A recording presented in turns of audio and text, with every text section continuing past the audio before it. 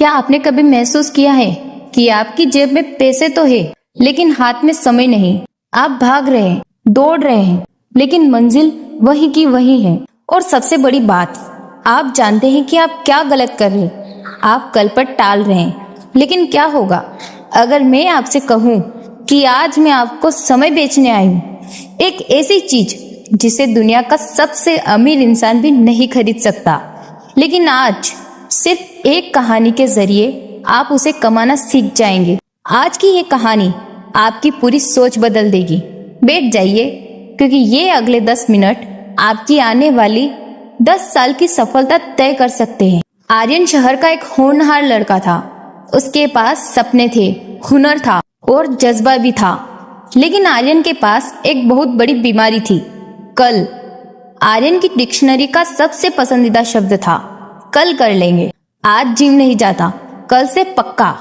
आज यह प्रोजेक्ट शुरू नहीं करता, कल सुबह जल्दी उठकर करूंगा। आज अपनी स्किल पर काम नहीं करता, कल देख लेंगे। आर्यन को लगता था कि उसके पास अनंत समय है, लेकिन एक दिन वह शहर के सबसे पुराने और सुनसान इलाके से गुजर रहा था। वहां उसे एक छोटी सी दुकान दिखी। दुकान का नाम था समय का बैंक।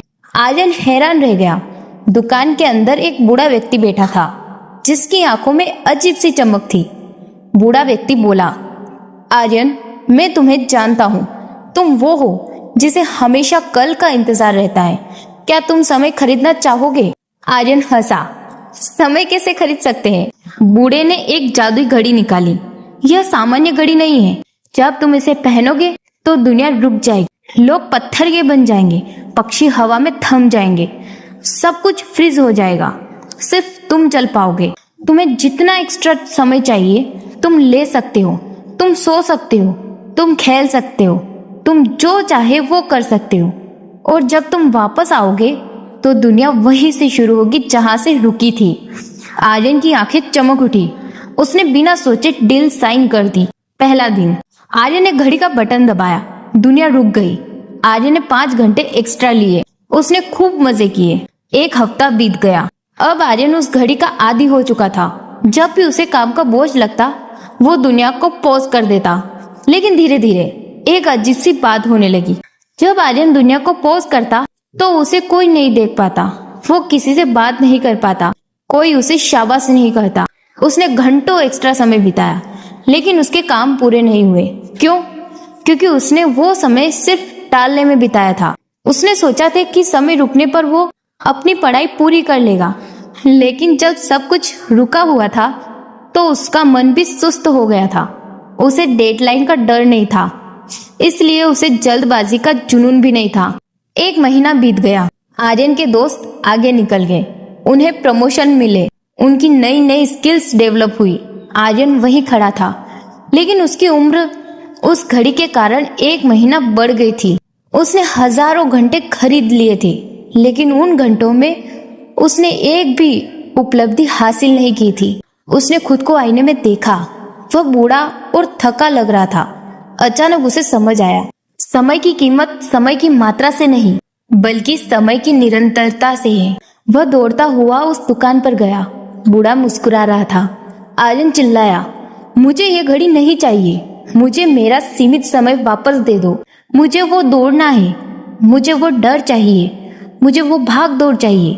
बूढ़ा व्यक्ति बोला, बेटा, असली समय वही है जो टिक टिक करता है। जब तक तुम्हें डर नहीं होगा कि समय बीत रहा है, तुम कभी दौड़ नहीं पाओगे।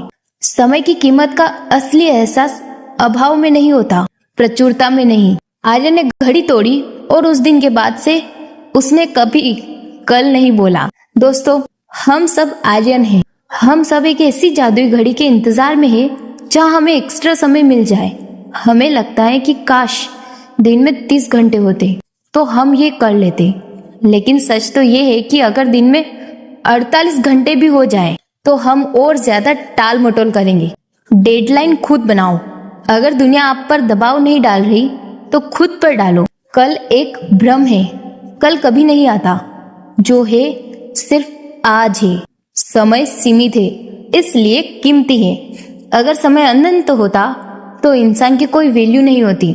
आपकी वैल्यू आपके समय के उपयोग से तय होती है। अब फैसला आपका है। क्या आप कल के सौदागर बनना चाहते हैं या आज के विजेता? अगर ये कहानी आपके दिल तक पहुंची है तो कमेंट में लिखिए कल नहीं आज।